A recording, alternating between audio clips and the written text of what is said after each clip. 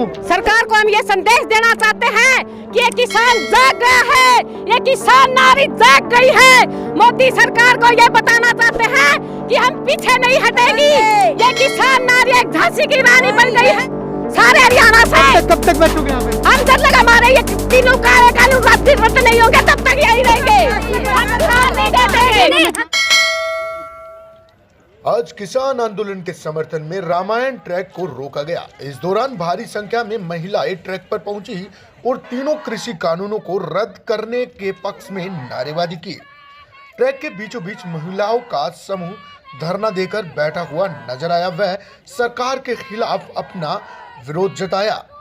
बता दें कि किसान आंदोलन में महिलाओं की दिन प्रतिदिन तादाद बढ़ती जा रही है और इसका असर आज रामायण रेलवे ट्रैक पर देखने को मिला, जहां खेती करने वाली महिला किसानों की संख्या पुरुष किसानों से ज्यादा दिखी। प्रदर्शन करने आए किसानों ने सरकार से खुले शब्दों में चेतावनी देते हुए कहा है कि जिस तरह से सरकार ने दिल्ली बॉर्डर पर कीले गाड़ी थी, वो कीले अब गांव-गांव तक पहुंच गई है, जो आने वाले वक्त में भाजपा नेताओं के गांव में घुसने पर चुभने का काम करेगी। उन्होंने कहा कि किसानों के वोटों से आज देश व प्रदेश में भाजपा की सरकार है, लेकिन भाजपा सरकार ने उनके वोट का सिला किसानों को लूटने और ठगने के रूप में दिया। उन्होंने कहा कि सरकार कह रही है कि अब किसान आंदोलन कमजोर पड़ गया है, लेकिन हम सरकार को बता दें कि आंदोलन कमजोर नहीं और ज़्यादा मजबूत हो रहा है। बता दें कि आज किसान संयुक्त मोर्चा के आह्वान पर झांसी के रामायण रेलवे ट्रैक पर किसानों द्वारा रेलवे ट्रैक रोका गया। ये ट्रैक आज 12 बजे से 4 बजे तक किसानों के द्वारा रोका जाएगा।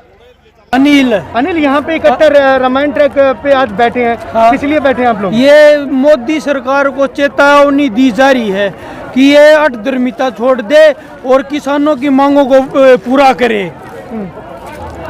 किसान अगर ये कानून वापसी नहीं तो किसान की वापसी नहीं होगी। ना 5 साल का। तो यहाँ कितनी देर के लिए आज बैठे? ये 4 घंटे का सांकेतिक धरना है और ये इनका तो ऐसा हाल होगा जैसे कि पंजाब में निकाय चुनाव में इनका सुपड़ा साफ होया और ये पूरे देश में ये जन आंदोलन बन चुका है। वोट मांगने के लाले पड़ जाएंगे। वोट मांगने के इनको बैनर लगने लगे हैं, गांव में ये खाप इकट्ठी होने लगी है। पूरा देश में इस प्रकार की भावना चली गई है। इनको गांव में बढ़ने भी नहीं दिया जाएगा। मैं यहाँ से जी गांव सुल्तानपुर से 7 बार। कहाँ से लोग यहाँ इकट्ठे हुए? ये 35-40 गाँव हैं, जितने इसके टोल के आसपास के गांव सभी गांव यही हैं। अच्छा। हमारा सिस्टम, हाँ हमारे सिस्टम ऐसा है जी, मोदी अपनी धर्मनिष्ठता को छोड़े और किसानों की बात सुने। जो पंजाब में हाल हुआ आगे आने वाले टाइम में वही होगा।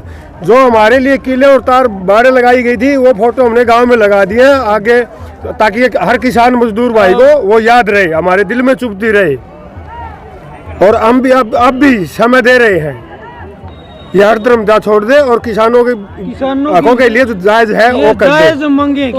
MSP पे कानून बने और तीनों काले कानून वापिस हो और कमेटियों के बाद उसके बाद जो बातें हो, कमेटियां संगठन बना के सरकार और किसानों की कमेटियां बन के आगे पे कार्रवाई करे हर सवाल जवाब पे। किलोमीटर करीब पड़े हैं। जो हमारे संगठन के नेता हैं उनके अनुसार ही हमने आगे बढ़ाना इसको आंदोलन को। और जो अपने जो सरकार है, केंद्र सरकार है, वो हमने नहीं पता उसकी सोच क्या है, लेकिन हमारी सोच तो साफ है। ये 3 कानून वापस है और MSP पर गारंटी। कानूनी गारंटी दे। क्या नाम है आपका? अनिल कुमार। मोर्चे के द्वारा निर्धारित किया गया है।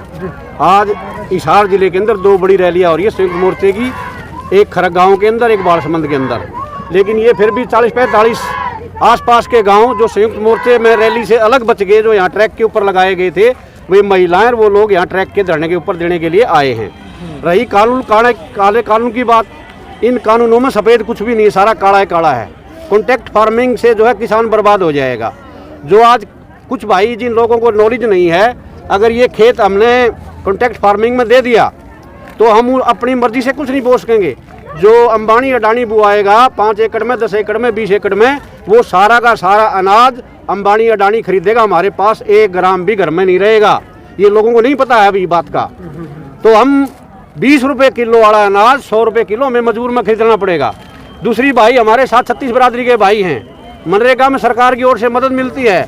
आने वाले समय में मनरेगा खत्म होने जा रही है, लोगों को पता नहीं है। कृषि मंत्री जी कहते हैं हमारे पास 3 साल का गेहूं स्टॉक में है, हमें गेहूं खरीदने की जरूरत नहीं है। अभी जो बात हुई पीछे जो हमारे प्रतिनिधियों से, तो ये दिमाग में फतूर है। इस किसान ने मेहनत करके इस देश को सबल बनाया। आज एक एक किले के अंदर 40-40, 50-50 मन, 60-60 मन अनाज होता है। ये किसान की मेहनत है। लेकिन दुर्भाग्य की बात है, जिन लोगों ने मोदी प्रधानमंत्री के ऊपर एक विश्वास करके आज 305 सीटें किसानों ने दी थी, आज वही सरकार किसानों के साथ अत्याचार कर रही है, कीले ठोक रखी हैं, किसानों से बात करने के लिए तैयार नहीं है। ये बड़ा दुर्भाग्य की बात है। मैं प्रधानमंत्री जी, हम लोग, आप हमारे आदमी हो, हम आपके आदमी हैं, ये हमारा परिवार है देश। लेकिन बड़े दुर्भाग्य की बात है, मैं भी 62 साल का हो गया हूँ, आज तक ऐसा प्रधानमंत्री जो लोगों के द्वारा बनाया हुआ हो और किसानों से बात नहीं कर रहा। एक फोन कॉल दूर हो, वो फोन कॉल कब होगा? हमारे 200 किसान भाई शहीद हो चुके हैं, लेकिन सरकार के आंखों में एक भी आंसू नहीं आया। हमारे लोग बैठ के रो रहे हैं क्योंकि हमारे 200-250 आदमी शहीद हो चुके हैं। ये बड़े दुर्भाग्य की बात है। कल भी बीजेपी की पार्टी की मीटिंग हुई, उन्होंने ये कहा कि गांव में जाओ, किसानों को समझाओ। लेकिन मैं आपके माध्यम से कहना चाहता हूं कि बीजेपी सरकार के दिमाग में जो फतूर है वो निकाल दे और किसानों से बात करे, भाईचारा बढ़ाए, नहीं तो गांव में किसी को लोग घुसने नहीं देंगे। हमारे जाट समाज की मीटिंग करी, जाटों के नाम से सरकार पढ़ना चाहती है लोगों को।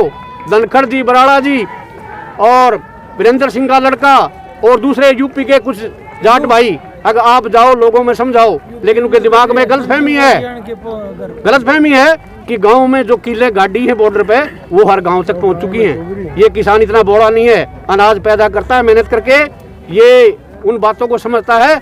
और सरकार अपने आदमियों को गांव में घुसा के देख ले, फिर सरकार को पता लग जाएगा भाई क्या होने वाला है। हाँ, तो इसलिए मैं सरकार से, आपके माध्यम से, जनता के माध्यम से प्रधानमंत्री जी से हाथ जोड़ के अपील करता हूं कि किसानों के साथ बात करें और भाईचारे के माहौल में इस मामले को निपटाए। क्या नाम आपका? बलराज सिंह मलिक है जी, आजाद नगर से हूँ मैं, हिसार से।